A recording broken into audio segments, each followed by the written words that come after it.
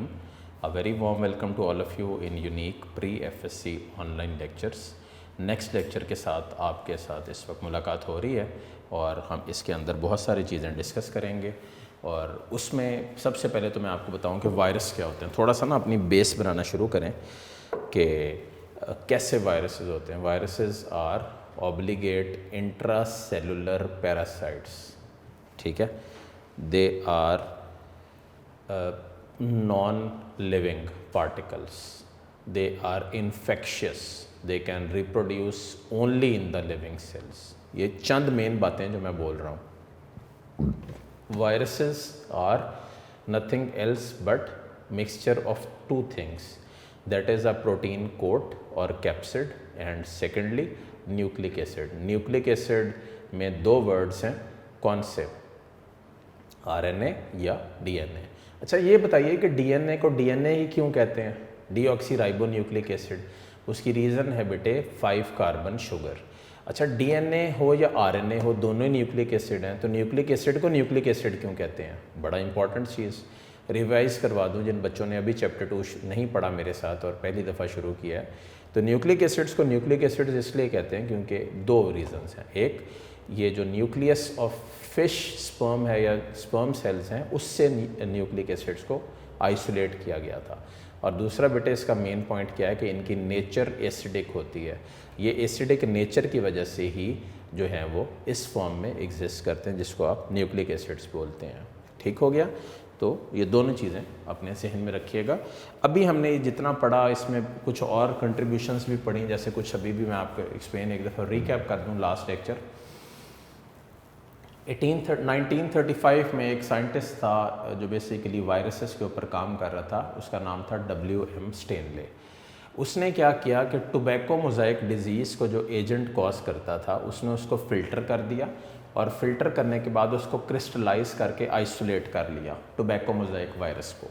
और फिर उसने क्या देखा कि जो टोबैको मोज़ाइक वायरसेस हैं वो इन्फेक्शियस पार्टिकल्स हैं और बेसिकली जो इन्फेक्शियस पार्टिकल्स हैं उनमें अगेन वही दो ही बातें हैं कि या तो वो न्यूक्लिक एसिड से बने हैं और या वो प्रोटीन से बने हैं।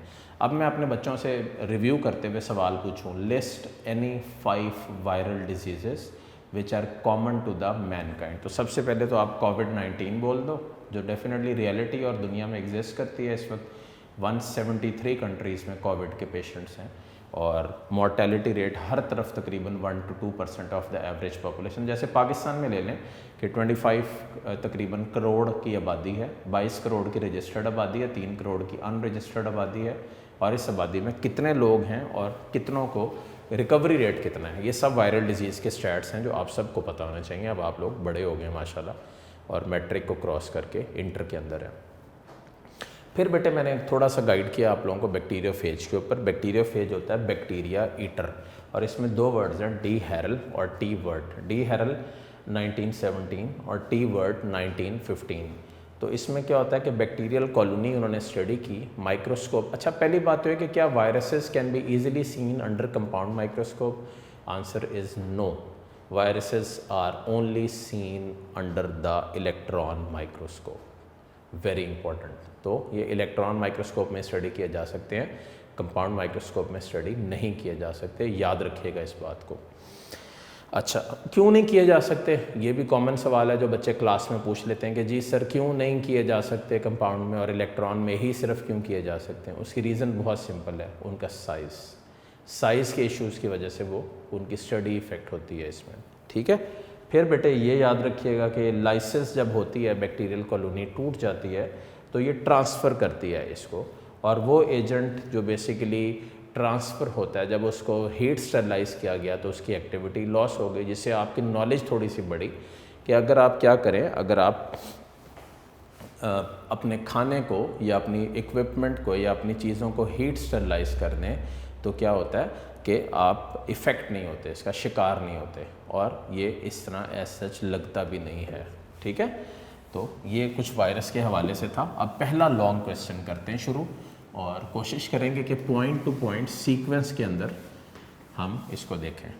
जनरल नॉलेज का क्वेश्चन है और चूँकि बोर्ड वालों ने 2019 के एग्ज़ाम में, 2020 का तो बेटे हुआ ही नहीं है, तो 19 के एग्ज़ाम में पैटर्न चेंज कर दिया। उन्होंने क्या किया कि उन्होंने वो सवाल जो शॉर्ट क्वेश्चन लग रहे थे उनको लॉन्ग में दे दिया, और वो लॉन्ग क्वेश्चन जो शॉर्ट क्वेश्चन नज़र आ रहे थे या जो लॉन्ग क्वेश्चन वाइज से उनमें से कुछ हिस्सा शॉर्ट में दे दिया। अब बच्चा परेशान है, बच्चा ये कह रहा है कि मैंने तो इसको सीक्वेंस में जी सिलेक्ट करके तैयारी की थी, ये लॉन्ग क्वेश्चन है, ये शॉर्ट क्वेश्चन है, तो ये गलत है। यूनिक में हम लोग किसी भी किस्म के गेस वर्क के ऊपर बिलीव नहीं करते, हम लोग सिर्फ बिलीव करते हैं मेहनत पे, और सिर्फ मेहनत करवाते हैं। और मेहनत का ये मुझे कंफर्म है, हमेशा से मेरा बिलीफ ये रहा है कि मेहनत का जो फल है वो अल्लाह की ज़ात ने देना है। तो आप लोग भी अभी से आदत डालें, मेहनत करें। पास पेपर्स अगर देखना चाहें, शौक़ है तो ज़रूर देखें। यूनिक नोट्स को लाजमी कंसिडर करें for the MCQs, for the short question. अगर बायो के यूनिक नोट्स देखेंगे तो वेल डेवलप्ड हैं, मैंने 2-3 सालों के अंदर मज़ीद उसको मॉडिफाई करके चेंज किया है as author of the unique, और उसमें मैंने बहुत सारी नई चीज़ें ऐड की हैं जो आप सब के लिए बहुत बेनिफिशियल होंगी। लेकिन क्या है, पढ़ाई शर्त है। ये नहीं कि आप बैठे हुए हैं और इन्जॉय कर रहे हैं और फैमिली के साथ बैठे हुए हैं और लेक्चर भी चल रहा है तो आप उधर भी देख रहे हैं, इधर भी देख रहे हैं, और बाद में आप उठ के कहेंगे नहीं जी मुझे तो समझ ही कुछ नहीं आई क्या पढ़ाया। तो बेटे जैसे क्लास में बैठते हैं कंसंट्रेशन से, पेन रजिस्टर लेकर, उसी तरह घर में बैठें, और ये जो भी सिचुएशन है इसको अपने लिए पॉजिटिव आउटकम में करें बजाय इसके कि इसको नेगेटिव आउटकम में करें। ठीक हो गया। अब करैक्टर शुरू करते हैं।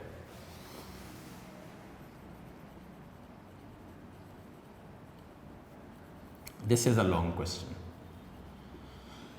सवाल क्या आ सकता है, give various characters of viruses.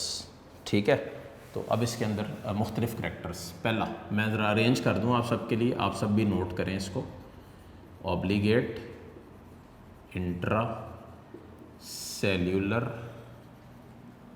Parasites.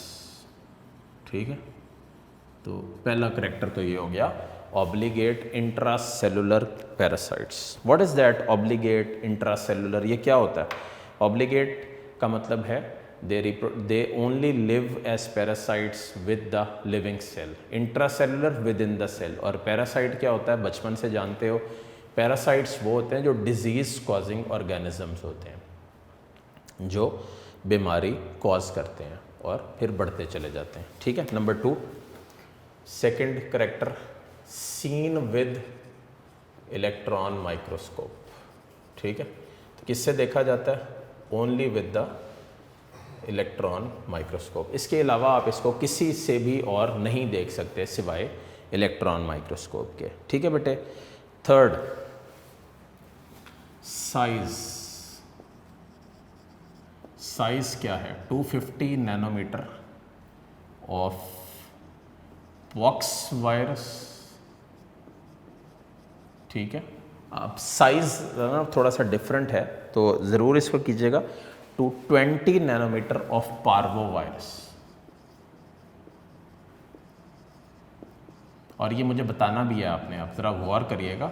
Physics की जो आपने पढ़ा होगा, जो पहला चैप्टर है उसमें ना क्वांटिटीज़ दी हुई हैं और उसमें ना परसेंटेजेस दी हुई हैं, तो उसमें आप इसको किस तरह क्लासीफाई करेंगे और किस अंदाज में आप इस पर वर्किंग करेंगे। मुझे सिर्फ इतना बताओ कि 250 नैनोमीटर बड़ा है या 20 नैनोमीटर बड़ा है? नैनोमीटर का प्रीफिक्स बताएं सबसे पहले। चैप्टर आई गेस 1 है फिज़िक्स का, तो नैनोमीटर का प्रीफिक्स होता है 10⁻⁻⁹। ठीक है, ये आपने फिज़िक्स में पढ़ा भी होगा, मैं भी रिवाइज करवा दूँ। अब ये देखें, अगर 250 × 10⁻⁹ हो और 20 × 10⁻⁹ हो तो बड़ा कौन सा होगा? बड़ा होगा पार्वो वायरस, और स्मॉलेस्ट वायरस कौन सा होगा? Pox virus. तो ये एक MCAT के टेस्ट में ये MCQ पूछा भी गया था। One of the smallest virus, one of the smallest, तो इसका आंसर क्या था? Pox virus.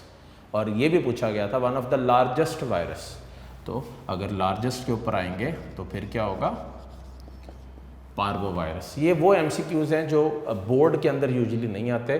बोर्ड वाले अपने MCQs का लेवल बड़ा ही सीधा रखते हैं, वो ज़्यादा इसमें प्रॉब्लम नहीं बनाते और जो है वो इस अंदाज में चीज़ों को नहीं लेते। ठीक है, अच्छा अब आ जाएं आगे। Next property, 10 to 1000 time smaller than bacteria. ठीक है, 10 से 1000 गुना छोटे होते हैं बैक्टीरिया से। 10 to 1000 times smaller than bacteria. ठीक है, 10 से 1000 गुना बैक्टीरिया से छोटे होते हैं। तो इसका क्या मतलब होगा, ये बात मैं 2-3 दफ़ा कर चुका हूँ कि ये नेक्स्ट करैक्टर होगा, स्मॉल साइज की वजह से pass through filters, most of the filters.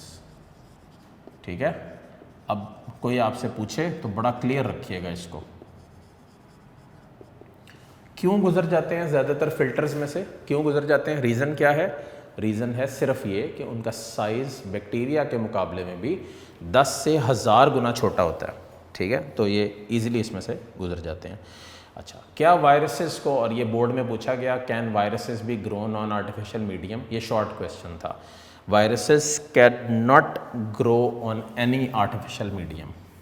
तो 6 पॉइंट क्या होगा, can't grow on artificial medium. तो ये बेटे इस तरह आपने पॉइंट्स बनाने हैं करैक्टर के। ठीक है,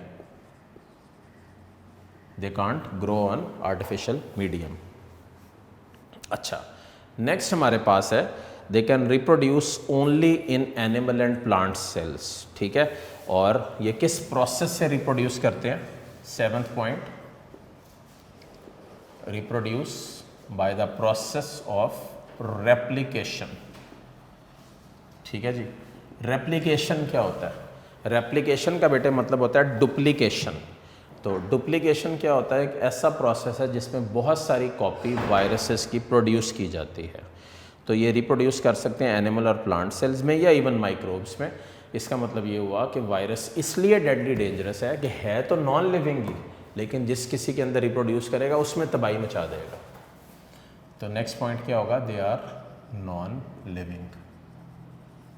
ठीक है, ऑब्लिगेट इंट्रासेलुलर पैरासाइट्स और एज सच यही बीमारियां कॉज करते हैं। अच्छा, तो क्या इनके पास अपना प्रोटीन और अपना न्यूक्लिक एसिड बनाने की एबिलिटी है, या नॉन सेलुलर भी यहाँ पे आप लिख सकते हैं। ठीक है, तो क्या इनके पास अपना प्रोटीन वगैरह बनाने की एबिलिटी है, the answer is they do not have metabolic machinery. ठीक है, no metabolic machinery for biosynthesis. किसकी, दो चीज़ों की, एक न्यूक्लिक एसिड की और दूसरा प्रोटीन की। ठीक है, न्यूक्लिक एसिड और प्रोटीन दोनों की ही बायोसिंथेटिक मशीनरी नहीं है। तो इसका मतलब ये फिर क्या है, बहुत important word, they are host dependent. ठीक है, होस्ट डिपेंडेंट होते हैं। अगर इनको होस्ट मिल जाए तो तब तो ये ऐसा चला सकते हैं, अगर इनको होस्ट ना मिले तो फिर इनके लिए सर्वाइवल बहुत मुश्किल होता है और ये सर्वाइव नहीं कर सकते। ठीक हो गया बेटे, तो ये हो गया। Next, all viruses are resistant to broad range of antibiotics. ये वो गलती है जो मेरे बच्चे खुद भी करते हैं घरों में। छींक आई, फ्लू हो गया, तो फौरी तौर पे पैनाडोल और एरिथ्रोमाइसिन और ये चीज़ें शुरू कर दी हैं। अगर वाकई फ्लू वायरल है तो इसके लिए एंटीबायोटिक्स खाने से सिवाय एंटीबायोटिक रेजिस्टेंस डेवलप करने के आप कुछ नहीं करेंगे।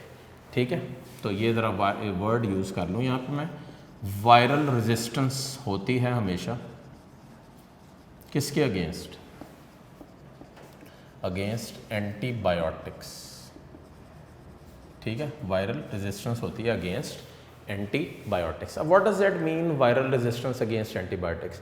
इन्फेक्शन आपको वायरल है, इस्तेमाल आप एंटीबायोटिक कर रहे हो, यानी कि बैक्टीरिया को मारने की कोशिश कर रहे हो बॉडी में, और मसला आपका वायरल है। और मैंने ये पहले ही बताया था कि जो वायरल डिजीज़ होती हैं वो वक्त के साथ साथ खुद ही क्योर हो जाती हैं। तो हमेशा याद रखिए कि बहुत छोटी छोटी बीमारियों के लिए जो आपको वक्ती तौर पे असर करती हैं, उनके लिए बेसिकली आप अगर यूज़ करते हो एंटीबायोटिक्स तो आप गलत कर रहे हो। उसकी वजह यह है कि एक वक्त आएगा जब आप दवाई खाओगे और असर नहीं होगा और आप अपने आप को बेहतर फील नहीं करोगे और आपकी बॉडी में एंटीबायोटिक रेजिस्टेंस डेवलप हो जाएगी। तो ये एक बड़ी ही तकलीफ़देह कंडीशन होगी जिसके अंदर आप फिर परेशानी का शिकार हो जाएंगे। ठीक है, सो ये 11 करैक्टर्स और इसके साथ लास्टली आप लिख दीजिएगा virology. What is virology? The branch of biology which deals with the study of viruses and all the aspects related to it is known as virology. तो वायरोलॉजी करके ये आपने करेक्टर्स 11-12 कर लिए और ये आपका एक लॉन्ग क्वेश्चन बेटे कंप्लीट हो गया। अब हम शुरू करते हैं वायरस क्या होता है, मतलब वायरॉन क्या होता है और उसका स्ट्रक्चर वगैरह क्या होता है, वो दोनों भी पढ़ते हैं। स्ट्रक्चर ऑफ वायरस में जो आपको सबको भी आना चाहिए वो है वायरॉन, ठीक है, वायरॉन या विरियॉन भी कुछ लोग इसको बोलते हैं। तो दोनों ही सूरतों में आप सबसे पहले इस वर्ड की डेफिनेशन याद कर लीजिए for the board short question. The complete mature and infectious particle is known as virion, ठीक है जी। Complete, mature and infectious particle. Infectious means disease causing और मेच्योर मीन्स जो हर लिहाज से फुली डेवलप्ड है, तो इसको आप बोलते हो वायरॉन, ठीक हो गया। वायरॉन की कंपोजिशन में आ जाओ। वायरॉन को कंपोजिशन वाइज आप जब इसको इसको मतलब स्टडी करते हो इलेक्ट्रॉन माइक्रोस्कोप में, तो आप देखते हो कि जो वायरॉन है ये बना हुआ है दो चीज़ों से, ठीक है। पहला क्या है, न्यूक्लिक एसिड, और न्यूक्लिक एसिड्स में आपने पढ़ लिया या तो वो डीएनए है या आरएनए है, ठीक है। और सेकंड आप यहाँ पे देखते हो कि यहाँ पे कैप्सिड मौजूद है। अब ये क्या होता है जी, कैप्सिड, इसको बोलते हैं प्रोटीन कोट, और ये किससे बना हुआ है, कैप्सोमियर से, ठीक है, कैप्सोमियर से ये बना हुआ है प्रोटीन कोट, जिसको आप कैप्सिड बोलते हो, और ये इस फॉर्म में ही एग्जिस्ट करता है। और जितने कैप्सोमियर होते हैं वो ही कैप्सिड का एक बेसिक आपको दे देते हैं। और दो यहाँ पे बहुत इंपॉर्टेंट हैं, 162 ये सब यूनिट हैं कैप्सिड के, कैप्सोमियर्स, ठीक है, इन the capsid of herpes virus. Herpes virus क्या होता है, थोड़ा सा बताता हूँ आपको। वो वायरस जो आपका लिप एरिया, ये सारा एरिया, यहाँ पे बाजुकात बहुत सारे दाने बन जाते हैं और बहुत रेडनेस हो जाती है, इस बीमारी को बोलते हैं हर्पीज सिम्प्लेक्स। तो वो वायरस जो ये बीमारी कॉज करता है, उसका जो प्रोटीन कोट है जिसको कैप्सिड बोलते हैं, उसके कैप्सोमियर में 162 वायरसेस होते हैं, ठीक हो गया। और यही बात जब आप एडिनो वायरस के ऊपर अप्लाई करोगे तो there are 252 capsomeres in the capsid of adeno virus. तो एडिनो वायरस बेटे क्या है, it is responsible for causing common colds. इसका ये मतलब हुआ कि जो फ्लू और फ्लू लाइक कंडीशन होती है उसके अंदर जो एडिनो वायरस है वो बेसिक रोल प्ले करता है, और एज सच यही है जो मेन कॉज है, ठीक है। अच्छा, in some animal viruses the nucleocapsid, ये मैं लाइन आपको पढ़ दूं यहाँ पे, nucleic acid and capsid is further protected and covered by another membrane. ये बड़ा इंपॉर्टेंट है, ज़रा बना भी लेते हैं इसको।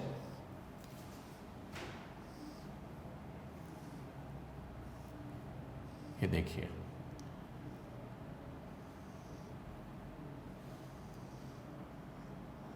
अभी हमने जो पढ़ा है वो ये है। यहाँ पे अगर डीएनए या आरएनए हो, फर्ज करें यहाँ पे डीएनए है तो वो इस तरह का होगा, अगर डीएनए ना हो, अगर सिंगल स्ट्रैंडेड आपको इस तरह नज़र आ रहा तो वो आरएनए है। तो ये तो हो गया न्यूक्लिक एसिड, इसको सबसे पहले क्लियर कर लीजिए। इसके बाद आ जाएं जो इसका इमीडिएट ये सारा हिस्सा है, इसको क्या बोलते हो आप, कैप्सिड, ठीक है। कैप्सिड क्या हो गया, प्रोटीन कोट, जो आउटर प्रोटेक्टेड कोट है। कैप्सिड बना किससे हुआ है, कैप्सोमियर से। तो कैप्सोमियर क्या है, बिल्डिंग ब्लॉक्स हैं कैप्सिड के, और इसमें आप दो पढ़ोगे, हर्पीज़ और एडिनो। हर्पीज़ में क्या है 162 और एडिनो में क्या है 252 बेसिकली, ठीक है। अब आप अगली बात अब यहाँ पे पढ़ रहे हो कि कुछ ऐसे वायरसेस होते हैं जिनके अंदर इस कैप्सिड के बाहर भी एक कोट होता है, उस कोट को बोलते हैं इनवेलप, ठीक है। अगर वो कोट मौजूद हो तो इन वायरसेस को बोलते हैं इनवेलप्ड वायरसेस। क्या बोलते हैं, इनवेलप्ड वायरसेस, वो वायरसेस जिनके बाहर ये कोट मौजूद है। क्लियर होगी बात। अब मैं एक्चुअली इसलिए बार बार बोल रहा हूँ कि आप इसको ना यहाँ पे क्लियर कर लें। और अब वो वायरसेस जिनके बाहर ये कोट मौजूद नहीं है, ये मैं रब कर रहा हूँ इसको बाहर से आपको इसका डिफरेंट एंगल देने के लिए। तो वो वायरसेस जिनके बाहर बेटे ये कोट ही मौजूद नहीं है, ये वाला, ये जो मैंने ब्लू में बनाया था, अगर ये कोट मौजूद नहीं है तो उनको बोलते हैं नेकेड या नॉन इन्वेलप्ड वायरसेस। ठीक है, दोनों चीज़ें ध्यान में फाइनल कर लीजिए। नेकेड या नॉन इन्वेलप्ड वायरसेस वो होते हैं जिनके बाहर ये कोट मौजूद नहीं होता, और इन्वेलप्ड वायरसेस वो होते हैं जिनके बाहर डेफिनेटली ये कोट मौजूद होता है और एज सच एग्जिस्ट करता है। अच्छा, नेकेड वायरसेस को नॉन इन्वेलप्ड कहते हैं और जो बेसिकली दूसरे हैं उनको ये इस अंदाज में लेते हैं। इसके अलावा अब आ जाए नेक्स्ट इसके अंदर हिस्से में, जो इसके मुख्तलिफ पार्ट्स हम पढ़ रहे थे। इसके अलावा यहाँ पे ही अगर आप वायरस को स्टडी करते हो तो वायरस के अंदर ही आपको इसके अंदर मुख्तलिफ हिस्से नज़र आते हैं। This whole one is the tail. ठीक है, टेल। और अगर आप यही बात बैक्टीरियोफेज के ऊपर अप्लाई कर दीजिए तो ये जो टेल हिस्सा है, इस टेल के साथ यहाँ पे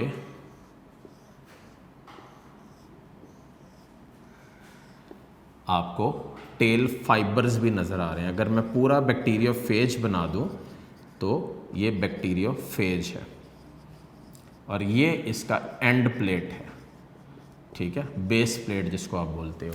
इस बेस प्लेट के साथ 6 आप समझ लो टेल फाइबर्स हैं और ये 6 टेल फाइबर्स यहाँ पे अटैच्ड हैं। इसके अलावा बड़ा इंटरेस्टिंग आपको बताता हूँ, यहाँ पे से फॉर एग्जांपल A1 प्रोटीन ये एक मौजूद है, और इंटरेस्टिंगली ये कि जो टेल है उसकी जो बाहर वाली साइड है वहाँ पे डिफरेंट प्रोटीन है, यानी कि आप समझ लो वो A2 प्रोटीन है, वो इस फॉर्म में यहाँ पे एग्जिस्ट कर रहा है।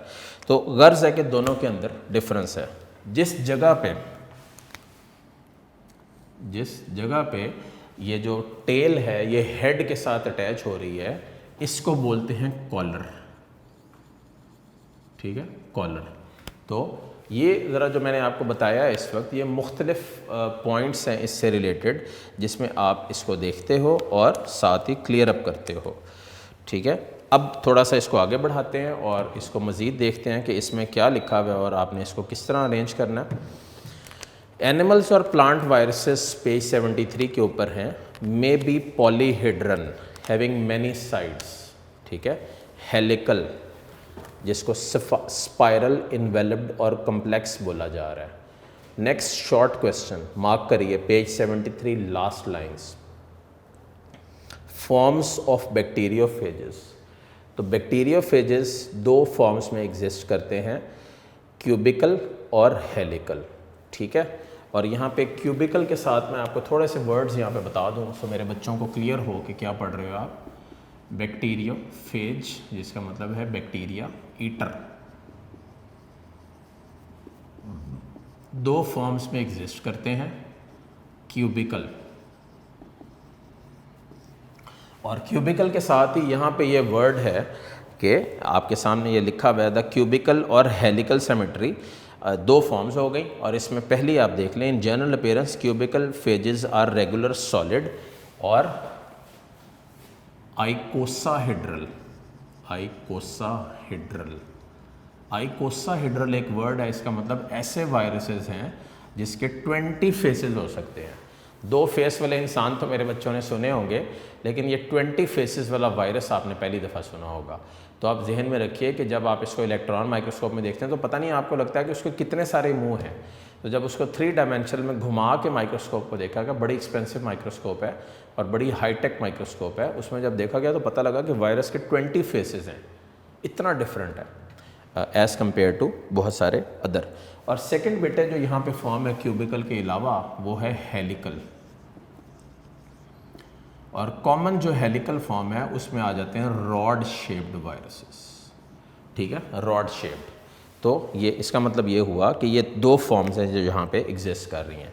लास्ट लाइन में एक MCQ है, many of the phages consist of head and tell.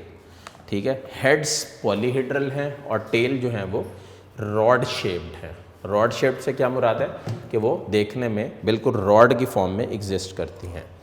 अच्छा, अब यहाँ पे ना बेटे पेज 74 के ऊपर सबसे पहले तो ये कर लें, उसके बाद प्रायोन्स करते हैं थोड़ा सा।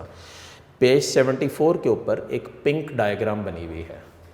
उस पिंक डायग्राम के अंदर कुछ वर्ड्स लिखे हुए हैं, ज़रा गौर से देखिएगा और ये भी जानिएगा कि ये कौन से वर्ड्स हैं और आपकी किताब में किस तरह रिलेटेड हैं। ए, वैक्सीनिया वायरस, बीमारी का नाम नहीं लिखा हुआ, सिर्फ वायरस लिख के ख़त्म कर दिया है। तो vaccinia virus according to virology या बुक ऑफ वायरसेस में ये स्मॉल पॉक्स का मेन वायरस है, ठीक है। पैरामिक्सो वायरस बी, नज़र आ रहा है मेरे बच्चों को? पैरामिक्सो वायरस जो है ना बेसिकली ये मम्प्स और मीज़ल्स का वायरस है। ये क्या होते हैं मम्प्स और मीज़ल? मम्प्स को उर्दू में कान पेड़े बोलते हैं। इसका ये मतलब होता है कि जो फ्रंट ऑफ द ईयर पे यहाँ वाले हिस्से पे जहाँ पे मैंने हाथ रखा हुआ है, यहाँ पे पेरोटिड ग्लैंड होता है, सलाइवरी ग्लैंड होता है, ये स्वेल हो जाता है बेटे, जिसकी वजह से क्या होता है वो स्वेलिंग और तेज़ बुखार होता है इंसान को कान पेड़ों में, और ये 15 से 20 दिन का वायरल अटैक है जो फिर खुद ब खुद ही बेटा ठीक भी हो जाता है। इसके लिए आपको बीमारी मतलब दवाई की ज़रूरत नहीं, सिर्फ पैनाडोल की गोली। जैसे आजकल लोग पूछते हैं कोरोना वायरस का इलाज क्या है, मुख्तलिफ टोटके चल रहे हैं। कोई कह रहा है सना लीव्स, सना मक्की के पत्तों का कावा पी लें, शहद डाल के पी लें, 3 घंटे में रिज़ल्ट नेगेटिव हो जाएगा। सब फेक है, कोई इसका ताल्लुक नहीं है। ये जितनी भी हर्ब्स हैं ये सब इम्यून बूस्टर्स हैं, इम्यूनिटी को बढ़ाती हैं। बाकी जितने इंसान हैं उतनी उनकी सोच है। हर बंदा चूँकि डरा हुआ है, परेशान है, इसलिए उसको लगता है कि ये वायरस हो गया मुझे तो पता नहीं क्या हो जाएगा मुझे। इंशाल्लाह अल्लाह शिफा भी देगा। एहतियात ज़रूरी है, एहतियात ज़रूर करें लेकिन डर के नहीं। वो कहते हैं ना डरना नहीं लड़ना है, बस लड़ने को भी छोड़ें, अल्लाह से पनाह मांगें, इस्तग़फ़ार करें और इस बीमारी से अपने आप को बचाएं। नेक्स्ट है हर्पीज़ वायरस। हर्पीज़ वायरस कौन सा होता है? वो वायरस जो बेसिकली हर्पीज़ सिम्प्लेक्स मैंने बताया था आपको अभी, एक ऐसी बीमारी जिसमें ये सारा म्यूकस मेम्ब्रेन और ये सारा होंठों की साइडों वाला हिस्सा जो है वो स्वेल हो जाता है। देन बेटे ऑर्फ वायरस, ऑनको वायरस है, कैंसर कॉजिंग वायरस है, मुख्तलिफ स्पीशीज़ के अंदर कैंसरस इफ़ेक्ट्स कॉज करता है। Then rhabdo virus. Rhabdo virus बेटे बहुत कॉमन और ये भी आपने पढ़ा भी है, हाइड्रोफोबिया कॉज करता है। तो ये MCQ ना आ जाए आपको कहीं कि रेब्डो वायरस रेबीज़ कॉज करने वाला है, तो मेरे बच्चों इसको मिस नहीं करना। नेक्स्ट है आपके पास T11 कॉलीफेज। फेज क्या होता है? Bacteria eater. तो T11 कॉलीफेज से क्या मुराद है? एक ऐसा बैक्टीरियोफेज जो इफ़ेक्ट करता है इंटेस्टाइन्स को ह्यूमन बींग्स के और फिर सारा निज़ाम बॉडी का डिस्ट्रॉय कर देता है। क्योंकि नॉलेज के लिए बताऊँ आपको, यहाँ पे जो ह्यूमन इंटेस्टाइन्स हैं उसके अंदर भी यूज़फुल बैक्टीरिया मौजूद हैं। हमारे जैसे लोग कहते हैं दही खाएं, दही खाने से मैदा बहुत अच्छा हो जाता है। क्यों जी, मैदा क्यों अच्छा हो जाता है? रीज़न ये है कि वहाँ पे ई कोलाई बैक्टीरिया मौजूद होते हैं दही में, जो फ्रेंडली बैक्टीरिया होते हैं, जिसकी वजह से क्या होता है कि वो हमारे इंटेस्टाइन में जाके विटामिन K बनवाते हैं। और विटामिन K जो है ना, उसका सबसे बड़ा रोल क्या है कि वो क्लॉटिंग के लिए भी बहुत अच्छा है, यानी कि ब्लड को क्लॉट करवाने के लिए भी उसका एक बुनियादी रोल है। ठीक है, समझ आ रही मेरे बच्चों को? देन इन्फ्लुएंजा वायरस, वो वायरस जो फ्लू कॉज करे। देखिए इन्फ्लुएंजा वायरस की बहुत सारी टाइप्स हैं, कभी मिस्टेकनली ये मत समझिएगा कि हेमोफिलस इन्फ्लुएंजा ही फ्लू कॉज करता है। In fact Haemophilus influenza gram negative bacteria है, इसका कोई ताल्लुक नहीं है फ्लू कॉजिंग से। ठीक है, क्लियर कर लें इसको। देन पोलियोमा वायरस, ये कुछ हद तक जैसे पोलियो वायरस होता है वैसे ये डिसेबिलिटी की डिज़ीज़ कॉज कर सकता है। इसमें जैसे पोलियो वायरस में आपने सुना होगा कि पैदाइशी तौर पे या 3 से 5 साल की उम्र में वो बच्चे जो गंदा पानी पी रहे होते हैं या गंदी जगहों पे खेल रहे होते हैं, उनकी टांगें अगर ऐसे टांगें तो वो मुड़ के ऐसे अंदर को आ जाती हैं। अब अल्लाह माफ़ करे, जिस बच्चे की टांगें ही ऐसे मुड़ गई वो सारी ज़िंदगी के लिए माजूर है, वो खड़ा नहीं हो सकता। और अनफॉर्चुनेटली अभी भी पाकिस्तान में ये पोलियो वायरस मौजूद है। दुनिया के चंद ही मुल्क हैं जहाँ पे ये पोलियो वायरस बकाया है, उसमें से एक पाकिस्तान है, अफ़गानिस्तान भी है, इंडिया भी है कुछ हद तक। बट सबसे बड़ी वजह क्या है? गुर्बत, तालीम की कमी, जहालत और गंदगी। जो गंदगी में बच्चे रहते हैं, जो अपने आप को साफ़ नहीं रखते, उसके अंदर भी ये वायरस बहुत तेज़ी से फैल जाता है। फिर बेटे करेक्शन करिए, इसी पिंक में अभी मैं हूँ, पिकोमा लिखा हुआ है। पिकोमा वायरस कुछ नहीं होता, पिकोमा वायरस की बजाय इसको बनाइए पिकोरना वायरस। ठीक है, पिकोरना वायरस अगेन एक ऑनको वायरस है जो बहुत सारे डिज़ास्टर्स इफेक्ट रखता है बॉडी के ऊपर। तो अब हम लास्ट पढ़ने लगे हैं एक छोटा सा बॉक्स पेज 73 के ऊपर प्रायोन्स का, ये ज़रा देखिएगा, उसके बाद फिर इसको क्लोज करते हैं। बेटे प्रायोन्स क्या होते हैं? और ये कब डिस्कवर किए गए थे? क्या ये वायरसेस हैं? पहली बात तो ये सवाल ये आता है कि क्या ये वायरसेस हैं? तो answer is prions are not viruses, they are infectious proteins. ठीक है, इन्फेक्शियस प्रोटीन्स, पहला तो ये पॉइंट बना लें। आइंदा कोई आपसे पूछे कि क्या ये वायरसेस हैं, तो ये वायरसेस नहीं हैं, ये इन्फेक्शियस प्रोटीन्स हैं। इसका मतलब ये ऐसे एजेंट्स हैं जो बेसिकली हैं तो ए सेलुलरी, लेकिन वायरस की कैटेगरी में नहीं आएंगे। क्लियर कर लीजिए इसको। अच्छा, इनकी नेचर बड़ी कंट्रोवर्शियल है। क्यों भला? इनके पास ऐसे प्रोटीन्स होते हैं, ऐसे प्रोटीन्स हैं इनके पास जिनके पास सिर्फ वो इंफॉर्मेशन होती है जो रेप्लिकेशन के लिए ज़रूरी है। ठीक है, रेप्लिकेशन के लिए इंफॉर्मेशन मौजूद है। मैं इसको लिख रहा हूँ रेप्लिकेशन इसेंशियल इंफॉर्मेशन। हैरान हो गए हैं आप लोग, ये गौर करिए कि डीएनए या आरएनए रेप्लिकेशन में इन्वॉल्व होता है, लेकिन प्रायोन्स ऐसी चीज़ है जिसमें ये प्रोटीन्स ऐसे होते हैं जो इन्फेक्शियस होते हैं और ये बीमारी कॉज कर देते हैं। ठीक है, क्लियर हुआ? अच्छा, नेक्स्ट हमारे पास है इसके हवाले से कि बाकी तमाम ऑर्गेनिजम्स में न्यूक्लिक एसिड होता है, इसमें नहीं होता, ये सिर्फ प्रोटीन पार्टिकल्स हैं। नेक्स्ट लास्ट चीज़ इसमें क्या है कि बीमारी क्या कॉज करते हैं? Number 1, they are causing mysterious brain infection. थोड़ा सा इसको बताऊंगा आप सब बच्चों की सहूलत के लिए। ये क्या होता है मिस्टीरियस ब्रेन इन्फेक्शन? एक दिमाग का ऐसा इन्फेक्शन है जिसमें इंसान को समझ ही नहीं आती उसके शुरू कैसे होता है। सबसे पहले सर में दर्द शुरू होती है, सर भारी फील होता है, फिर पता लगता है कि दिमाग के सेल्स और पानी कम होना शुरू हो गया, जिसकी वजह से क्या होता है कि इनको बैक्टीरिया ब्रेन ईटिंग वायरसेस भी बोलते हैं, मतलब वायरसेस की तरह के पार्टिकल्स बोलते हैं। डेडली डेंजरस होते हैं, ट्रीटेबल नहीं है, अल्लाह माफ़ करे। जिसको ये इन्फेक्शन इस तरह का हो जाए उसका सर्वाइवल बड़ा मुश्किल होता है। तो हमेशा याद रखें, हाथों को साफ़ रखना, अपने आप को जिस्म को साफ़ रखना, नहाना धोना, ये सब इन चीज़ों से आपको प्रिवेंट करता है। और लास्ट क्या है इसमें, मैड काउ इन्फेक्शन। जिस कैटल में यानी कि काउ के अंदर ये बेसिकली वायरस आ जाता है, क्या होता है कि वो इस गाय को मेंटली रिटार्डेड कर देता है और ये हर किसी को मारना शुरू कर देती है और इस तरह के प्रॉब्लम्स हो जाते हैं। यानी कि एक सिम्टम है मैड काउ इन्फेक्शन के पीछे प्रायोन्स का रोल है। आज हमने स्ट्रक्चर ऑफ वायरस पढ़ा, कैरेक्टरिस्टिक्स ऑफ वायरस पढ़े हैं। मैंने आपको ये स्ट्रक्चर पूरा एक्सप्लेन किया है। आपने ये करना है कि नेक्स्ट लेक्चर तक मेरे इस स्ट्रक्चर को 2 दफ़ा खुद बना के याद कर लेना है। इंशाल्लाह मैं नेक्स्ट लेक्चर में इस स्ट्रक्चर को रीकैप करवाते हुए फिर इसको शुरू करूँगा।